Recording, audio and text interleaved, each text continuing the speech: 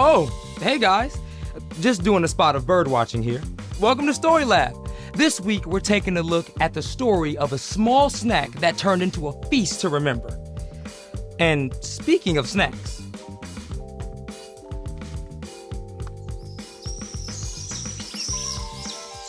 oh, that's so pretty.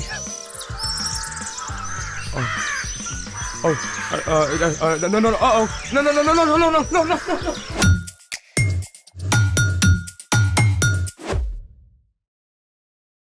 Hey guys, welcome to Story Lab. I'm Carter. And I'm Zeke. This month we're talking about how everything we have is a gift from God. So we can give freely to others. Special delivery for Carter. It's here! Carter?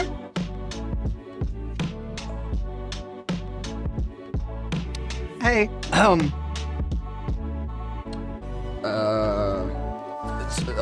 so today,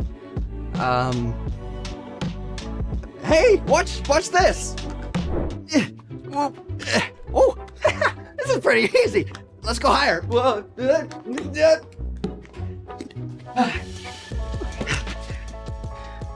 are you doing? You left me hanging here. Sorry, man. Look, I'm just so excited about this gift that I ordered for my little cousin. Well, let's see. Well, see, his family is going on this epic road trip to the national parks, and I just wanted him to have something fun to take a picture with at each stop. Oh, cool, like a superhero action figure or a giant candy bar or a pigeon?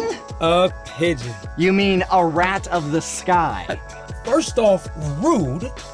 And second, this isn't just any pigeon. This is a homing pigeon. Humans and homing pigeons have a very special relationship. What do you mean? You see, thousands of years ago in ancient Egypt, humans used homing pigeons to deliver letters over long distances. So, bird mail? Yep. Homing pigeons were even used in ancient Greece to deliver the results of the Olympics. Oh. For the gold! Homing pigeons have even saved lives. This pigeon named Sher Ami saved hundreds of soldiers during World War I by flying straight through enemy lines to deliver a message. He got a Medal of Bravery for it. That's even better than Olympic gold. But how do the pigeons know where to go? Homing pigeons navigate by landmarks, the position of the sun, and a little thing called magnetoreception. Magneto. Not quite. Magnetoreception means homing pigeons can sense the magnetic field of the Earth and use it for direction. They can be trained to carry a message to a specific place hundreds of miles away. Wow. Who knew pigeons were so cool? This is definitely the right road trip companion for your cousin. Hey, let's take our own road trip first. I don't think we have time for that in one episode.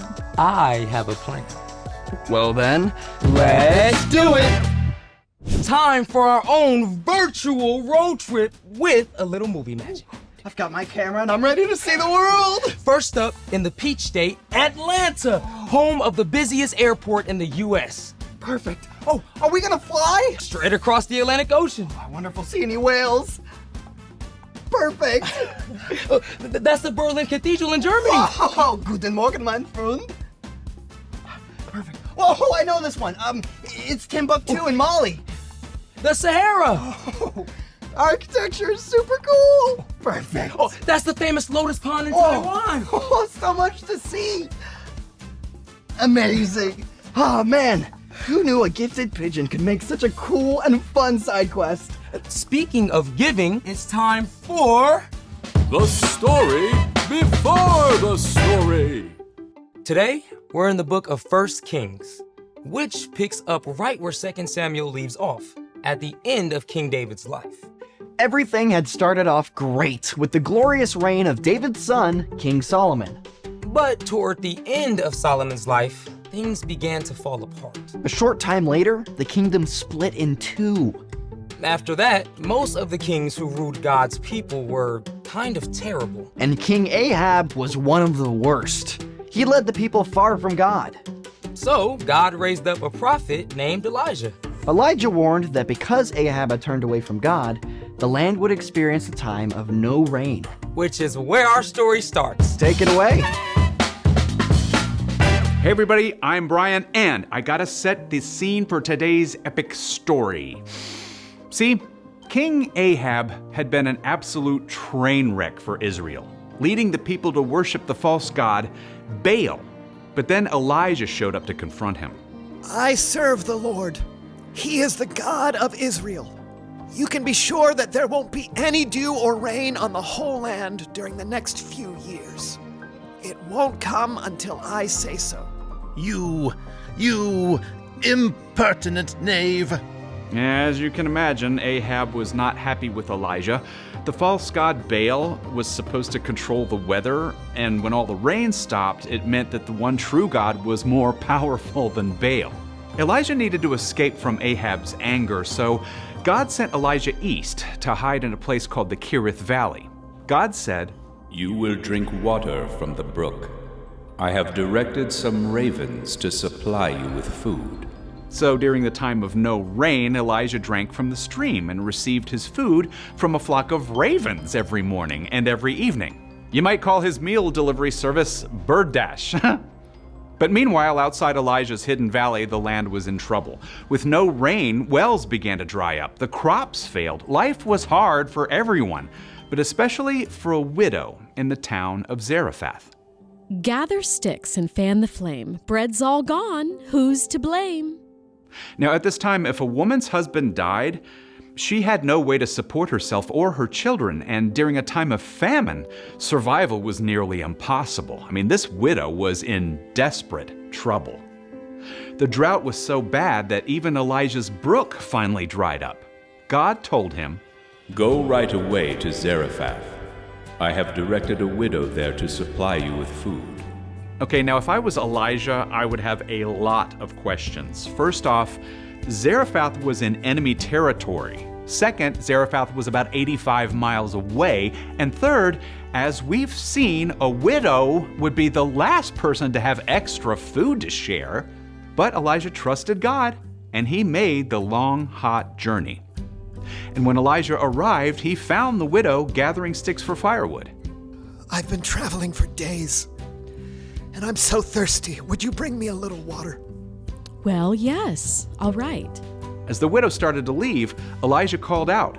Please bring me a piece of bread, too. Now, we know the widow had almost nothing. This was a big ask. I don't have any bread. All I have is a small amount of flour and a little oil. I'm gathering sticks to take home for a fire. Then I'll make one last meal for me and my son. And after that, well... The widow had no way to get more flour or more oil, so she and her son had no chance of survival. But Elijah knew what God had told him. Don't be afraid. Go home and make some bread. Bring me a small loaf, and then you and your son eat the rest. The Lord says the jar of flour will not be used up. The jug will always have oil in it until the day the Lord sends rain. We don't know what the widow thought about this. What Elijah said must have sounded crazy. But she chose to go and do it.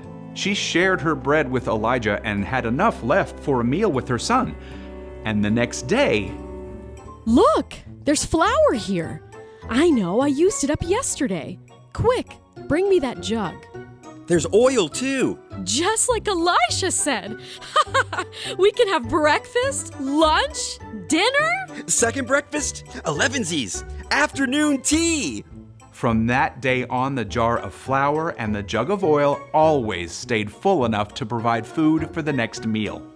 And for the rest of the drought, Elijah, the widow, and her son had food to eat, just as the Lord had promised. The end. You know, I've always wanted a bottomless jar of the chocolate hazelnut stuff. Or a never-ending box of pizza. Truth is, we often forget what we do have. So, what's our part in the story?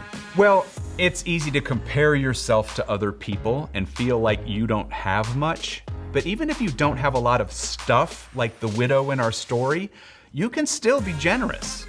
And generosity is making someone's day by giving something away. That rhymes. Yeah. No matter who you are, God has given you things that you can share with others. That could be food. Like if your friend forgot their lunch and you share half your sandwich with them. Or you gave your extra water bottle to a teammate at soccer practice. Often, though, what you have to give is more than food. Yeah, it could be like giving a listening ear to your grandpa when he tells you the exact same story for the 9th time in a row. Or pausing to give a smile to the crossing guard. That's right. You can give your time. Your energy. Your encouraging words. Even your good attitude. Jesus showed us amazing ways to give. He was constantly traveling and hardly owned anything, but he always had kindness and help to offer the people around him. No matter who you are or what's going on, God has given you something that you can share with others. Hey Brian, thanks for giving us your time. You are most welcome. See you next time. So, here's the thing. You always have something to give. Hey, you want to help me arrange the photos from our trip? You know it. Georgia is first. Okay. Was Taiwan before or after Germany? Thanks for joining us in the story lab. See you next time. I think Germany was first. Or was it after? See, I can't take you seriously. What do you mean?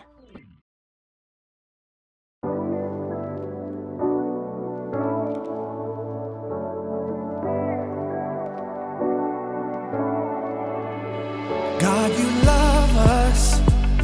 I see it everywhere by how much you care and give us good things. You are with us. I feel it every day. I'll follow your way to new beginnings. God, you show us how to put others first. Won't you help us to love the way you do? I got all your love inside, so I'm gonna give it away. I got too much good to hide, so I'm gonna give it away. God, you prepare it. All we gotta do is share it. I got all your love inside, so I'm gonna give it away, give it away. God, you love us. I see it everywhere by how much you care and give us good things.